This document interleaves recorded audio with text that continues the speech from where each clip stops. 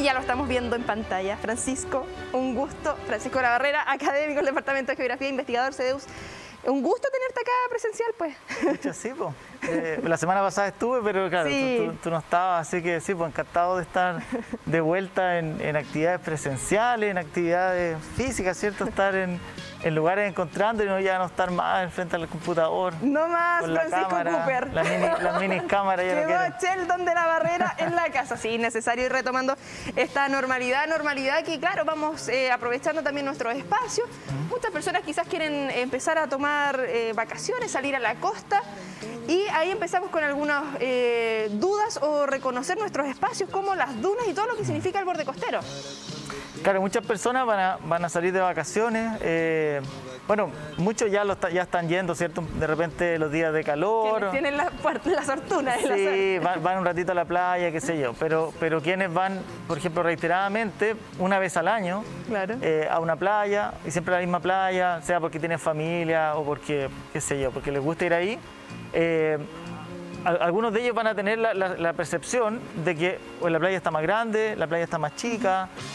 Siempre empiezan a la historia, no, pero es que yo cuando era niño, te dice el abuelo o la abuela, ¿cierto? La playa llegaba hasta allá, aquí había algas, aquí no, la duna era tan grande y ahora está llena de edificios. Y es bueno ir conversando esas cosas, pues es bueno ir mirando, ver cuáles son los efectos.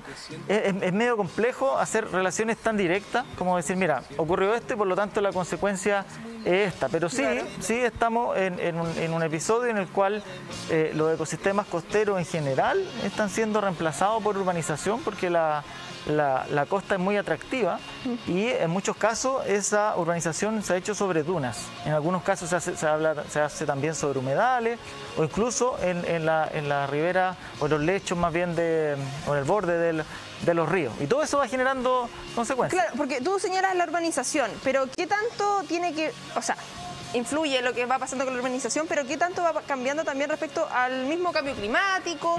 Me imagino el viento, cómo va generando los diversos movimientos de arena, por ejemplo, en las dunas, o lo que ocurre, por ejemplo, con un tsunami u otras situaciones.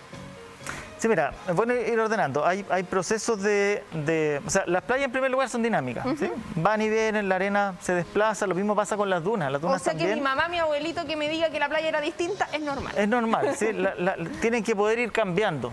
El tema es que en ese cambio de pronto la playa se va a comprimir, ¿cierto? Y después se va a ampliar. Pero para que pueda comprimirse y después volver a ampliarse, hay ciertos procesos naturales que tienen que seguir ocurriendo, ¿sí? Ahora, cuando el cambio climático y, por ejemplo, los años que tenemos fenómeno del Niño, la parte cálida, ¿cierto? Hay más erosión costera porque el mar está un poquito más activo, ¿cierto? Hay más marejadas. Las marejadas, por cierto, se comen un montón de playas. Pero después, con los sedimentos que bajan del río, qué sé yo, con la calma que viene después, en general eso se puede ir rellenando. ¿Cuál es el problema? El problema es cuando las marejadas son cada vez más frecuentes, que es una consecuencia del cambio climático, ¿cierto? Claro.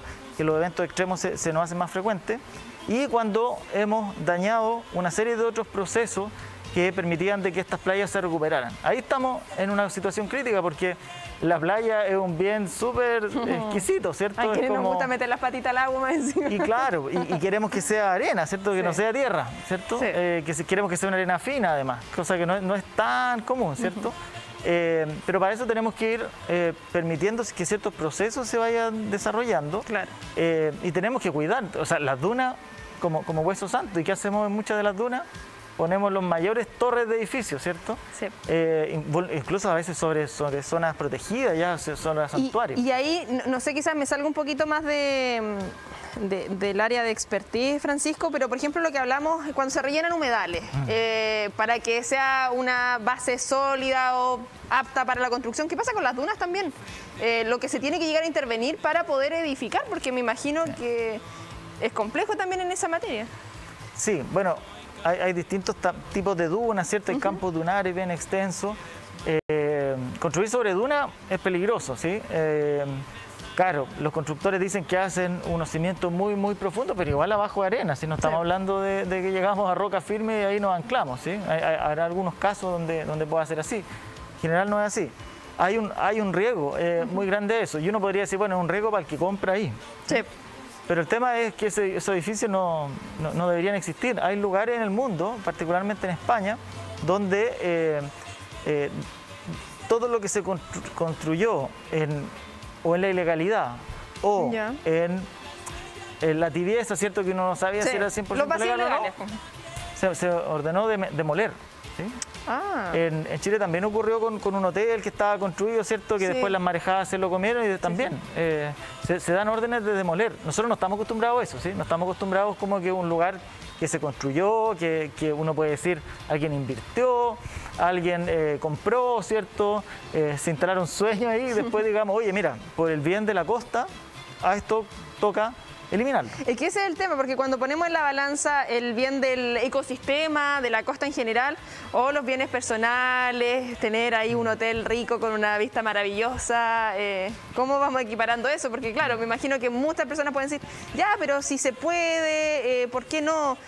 Pero bueno, el impacto que genera y el daño que genera, por supuesto, no solamente en estos momentos, sino a futuro. Sí.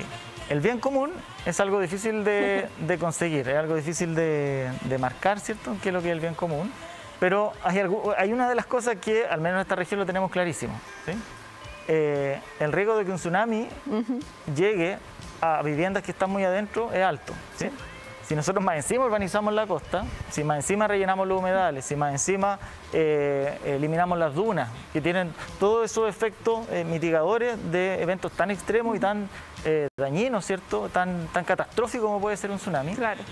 Es ya un argumento fuerte de la búsqueda del bien común, ¿cierto? O sea, no porque alguien quiera construir un edificio, qué sé yo, o unas casas, ¿cierto?, en el borde costero, está en su derecho cuando la ley muchas veces no es tan clara en eso.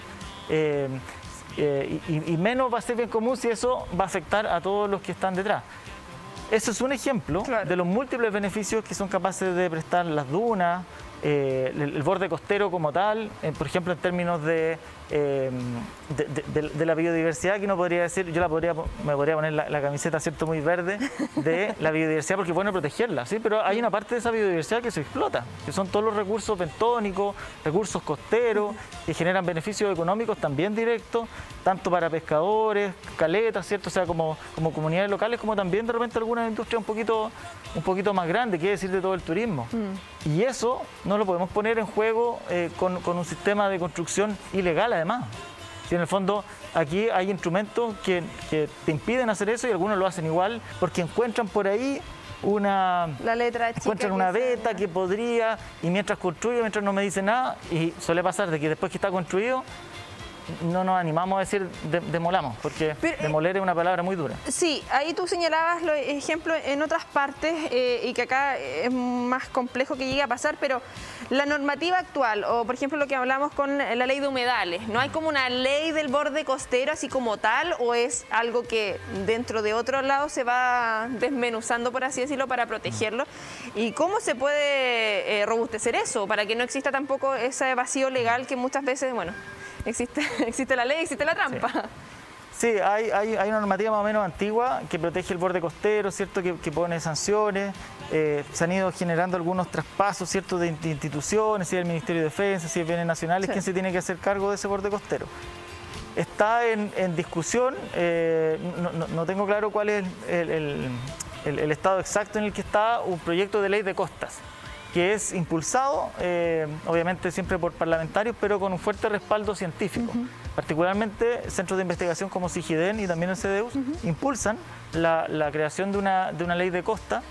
Hay investigadoras había una investigadora que era aquí de la UDEC, que ahora está en la Católica, que es la Carolina Martínez, que es una de las grandes impulsoras que lleva mucho tiempo estudiando el proceso de erosión costera y de la necesidad de poder actualizar esa norma. Es decir, hay una oportunidad, hay una demanda por mejorar esa ley para que sea más clara, sea un poquito más estricta, pero aún así existen algunos instrumentos que están vigentes y que se vulneran, y por eso es que se necesita ponerle un poquito más de peso.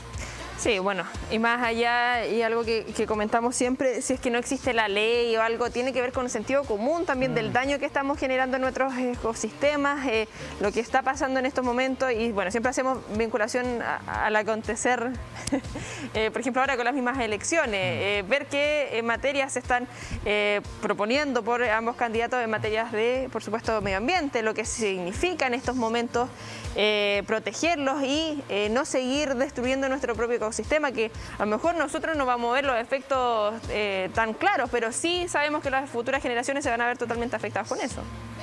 Evidentemente hay una, o sea, en el ejercicio del poder, podemos decir, está la vía de ir creando leyes, ¿cierto?, que tienen que ser muy participativas, y ahí claro, los órganos que tenemos de deliberación son amplios, ¿sí? Está el Ejecutivo, que es a la elección que toca este domingo y que ojalá la mayor cantidad de gente pueda acceder a votar. Están los otros representantes también, para lo cual necesitamos el mejor sistema de democracia al cual podamos nosotros apostar, ¿cierto?, y defender. Y por otra parte están las decisiones cotidianas, ¿sí? Sí. Hay unas decisiones cotidianas que son sobre la normativa vigente, o sea, es la normativa que está, y que implica poder aplicar la ley que está, fiscalizarla y sancionar cuando eso no se debe, incentivar para que se cumpla, ¿cierto? Todo ese círculo virtuoso. Eso también es parte de la democracia, ¿sí? Claro. O sea, cuando hablamos de democracia no solamente ir a votar por el proyecto que más me acomoda, ¿cierto? Sino que también cuál es en este caso el proyecto o cuál es desde el punto de vista de sustentabilidad, una democracia que pueda ser realmente participativa, donde podamos tener no solamente los ojos, sino que también las manos, poder ser partícipes del proceso tanto de creación de normativas, de instrumentos o de fiscalizaciones, como también de la operación de nuestros mismos representantes. Claro, hay lo que tú señalas respecto a las fiscalizaciones y algo que siempre se hace la crítica en general, no solamente en esta materia. Como tú señalabas, está esta normativa que quizás necesita actualizarse y robustecerse en ese sentido. ¿Quién la fiscaliza también? Porque si sigue pasando, o quién se da el tiempo de decir, mira, esto está fuera de norma, sabemos que las agrupaciones ciudadanas, medioambientales, están ahí muy atentas, pero me imagino que tampoco dan abasto a todo lo que está pasando. O sea, tenemos una costa extensa en nuestro país. Sí. Bueno, en general las costas y en general todos los ecosistemas naturales, porque también podemos pensar como en la parte de los bordes costeros, no del mar, sino que de sistemas lacustres. Requieren de una fiscalización muy activa, en la cual los municipios deberían también ejercer un rol importante. Ellos tienen, solamente si es que la ordenanza lo tienen muy explícito, tienen capacidades de actuar, y aún así son restringidas. En eso también se necesita un poco más de descentralización, no tan claro, no es como que ahora los municipios tengan que encargarse de todo, sí, y el Estado central o regional ya no. Es necesario también avanzar en eso, pero para eso es necesario tener recursos, es necesario poder destinar los recursos a eso, es necesario, por cierto, tener una visión sobre hacia dónde es que queremos llevar nuestro territorio, hacia dónde es que queremos llevar nuestros paisajes, los ecosistemas. Son un foco o sea, la sustentabilidad actual, ¿cierto?, arranca de una base súper simple, que es decir, la sociedad depende de la naturaleza, ¿sí? O sea, la naturaleza es el sistema de soporte de nosotros. O sea, nosotros estamos de visita aquí. Hace poco tiempo, y hay muchos que lo repiten, ¿cierto?, es que es una relación dual, te dicen. No, que la naturaleza depende de nosotros y por eso nosotros la tenemos que cuidar, ¿sí? Es como entonces como utilitaria. La naturaleza no necesita de nosotros. O sea, ¿sí? Ellos están ahí. O sea, sí, necesita que nosotros nos hagamos cargo de la protección, pero ojo que es también para nuestro propio beneficio. Lógico. Entonces, en definitiva, nosotros somos los más necesitados de esa naturaleza, y es bueno partir reconociendo eso, porque cuando uno lo reconoce, empieza a funcionar distinto. Es como cuando te dicen... ver nuestro lugar en el universo. Claro, es cuando te dicen, oye, todo es economía. Oye, ¿sí? La economía es una herramienta nuestra, ¿sí? Las relaciones sociales no pasan todo por lo netamente económico. Totalmente. Francisco, mientras vemos ahí las imágenes, pensaba lo que siempre se ha hablado acá, por ejemplo, en nuestra zona, que estábamos dando la espalda al río. Sí. En general, nuestro país le da la espalda a la costa porque nos preocupamos de ella, no sé, pues empieza a subir las temperaturas, ya, playa, paseo, turismo, hoteles y todo lo que significa en época estival. Pero ¿qué pasa también en época de invierno, cuando no es tan furor lo que significa ir a meter, por ejemplo, las patitas al agua, ir a aprovechar de una rica tarde, ver un atardecer ahí en el mar? Sí, bueno, es difícil responderlo porque es difícil como enmarcar qué es lo que pasa en todo el país. Chile tiene una gran parte de comunidades muy vinculadas con el mar. Y que a diferencia de los ríos, yo creo que al mar se le mira mucho más, ¿sí? O sea, estamos mucho más atentos que de los ríos, que con los ríos más tranquilitos los ríos también. Sí, pero con los ríos a mí me da la impresión que hay más espalda, pues, o al menos aquí, hay mucho más espalda al río que hacia el mar, ¿sí? Quizás la comuna de Concepción no es el mejor ejemplo, pero en Talcahuano, ¿cierto? En Penco tienen una relación mucho más, en Tomé, ¿cierto? Mucho más directa con el mar. Ahora, no hay que olvidar que al final 7 millones de personas viven en Santiago, ¿sí? Y que no hay mar ahí. Que no hay mar, entonces claro, es una relación mucho más corta. Si a uno le suma todo, la zona central, Rancagua, Talca, y todo Chillán, llegamos Los al Ángeles. centralismo, Francisco, porque claro, Santiago se preocupa de las costas porque cuando tienen vacaciones enero, febrero, y se llena el litoral central. Exacto, y obviamente hay un problema de abastecimiento de agua ahí, ¿sí? Entonces, cuando llegamos al tema de la discusión y la tristemente frase, o sea, la frase tristemente célebre, es cierto que el agua se pierde en el mar, es porque estamos mirando hasta ahí nomás, ¿sí? Y el mar, la conservación de los ecosistemas costeros, el aporte de sedimentos para que el mar sea rico, depende de que el río desemboque en el mar, ¿sí? O sea, los ríos deben desembocar en el mar para mantener el frágil equilibrio que nosotros, hasta el día de hoy, no sabemos cómo recuperar una vez que se pierde. Claro. Es decir, recién hablaba con una colega, me decía, mira, la frase más simple que resume cómo evitar la erosión costera y cómo evitar que los ríos se destruyan, déjalo tranquilo. Cuando nos ponemos creativos y empezamos a dragar el río, cuando empezamos a poner barreras, ¿cierto?, para que el río no se salga para allá, siempre lo terminamos embarrando, ¿cierto? Porque la dinámica de los ríos, la dinámica del mar, ¿cierto? Todos esos procesos hidráulicos no son algo tan sencillo como una canalización, son una cosa un poquito más compleja. Y la naturaleza, si algo que sabe, es de mantenerse en un equilibrio dinámico, que de repente toma más tiempo, ese equilibrio dinámico, que lo que nosotros quisiéramos. O sea, nosotros queremos ir el día domingo, todos los días, a meternos exactamente al mismo lugar. Y el río, todos los que se hayan bañado en río, sea ahora, o sea, cuantos chicos saben que si fueron un verano a un río, a una poza, y fueron el año siguiente la misma poza no estaba. Totalmente distinto. Bueno, hablamos de lo que significa la normativa, hablamos de lo que significa ir urbanizando, ir generando todos estos cambios, pero ¿qué pasa también con la ciudadanía? ¿Cómo, lo que siempre te comento y me gusta que hagas alusión respecto a eso, cómo podemos ir aportando también, sobre todo en estos momentos que sabemos que las personas van a poder o tienen la oportunidad de asistir a las costas? Bueno, quizás la primera recomendación es no dejar basura en la costa, ¿sí? Las colillas de cigarro no desaparecen en la arena, que es el típico que lo hunden, ¿cierto? Qué horrible. O sea, no dejar basura, eso es lo primero, o sea, sobre todo en un lugar que es tan ventoso, sobre todo los plásticos, en las bolsas. Costa, en los parques, en cualquier parte. Claro, pero existe esa extraña tradición de enterrar las cosas debajo de la arena, como que la arena no se va a mover. ¿Sí? Y si una cosa estábamos diciendo, imagínense las dunas tan grandes que se mueven las dunas. O sea, claro, las capas se van renovando, va cayendo arena y va saliendo arena. Las playas pasa lo mismo, esa es la primera recomendación. Una segunda recomendación es que por favor no ingresen con los vehículos a las playas. O sea, nosotros aquí tenemos en el humedal Rocuán pilpilenes, tenemos aves nidificando, o sea, y aves que vienen, eso sí que vienen de vacaciones, porque vienen una vez al año, nidifican aquí, después viajan otros 3.000, 4.000 kilómetros y van a otro lado. Entrar en auto es lo peor que podemos hacer, porque los nidos están en plena arena, ¿sí? Esa es la segunda recomendación. Y la tercera quizá es que ir a la playa no es lo mismo que ir a la piscina, estamos en un ecosistema natural. Y estar en un ecosistema natural no significa que uno ande así como en puntilla y con miedo, sino que es una oportunidad, es como ir a un museo, ¿sí? Uno en un museo admirar. No anda tirando nada así como a lo loco, quizás en algunos museos anda gritando así como loco, ¿sí? Pero en general uno va con mucho respeto a los museos. Las playas, todos estos ecosistemas naturales son también museos al aire libre, mucho más cómodos. En general, si estamos con distancia podemos andar sin mascarilla, podemos respirar profundo y hay que vivirlo así.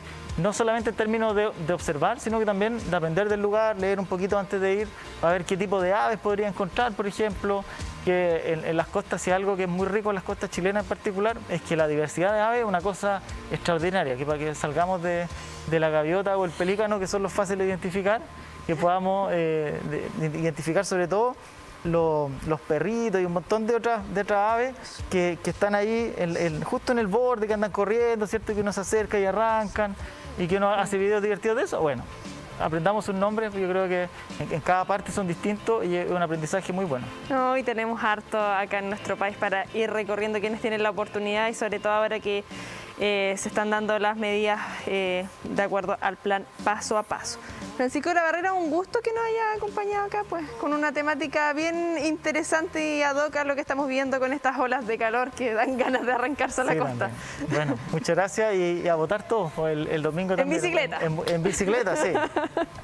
Por supuesto. Gustazo, Francisco. Super. Ahí está el académico de la facultad acá del Departamento de Geografía de la Universidad de Concepción y, por supuesto, investigador CEDEUS. Nosotros seguimos en vivo y en directo. Señor director, usted me dice pausa comercial, 15:25 y volvemos. Sobre su piel